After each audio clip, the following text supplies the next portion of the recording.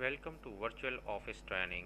Today I am going to teach you how can we compare two documents. Now you can see both documents.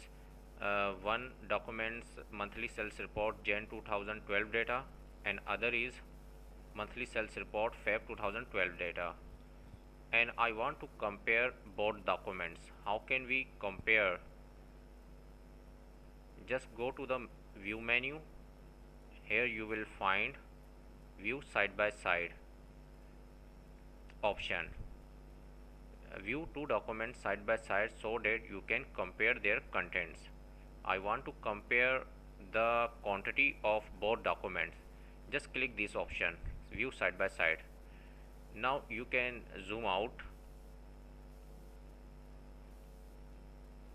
and now it is very easy to compare both documents. Keyboard first item is keyboard quantity is 800 and in Feb and in Jan it is 500. And now you can scroll both documents side by side simultaneously. It is very useful technique to compare two documents.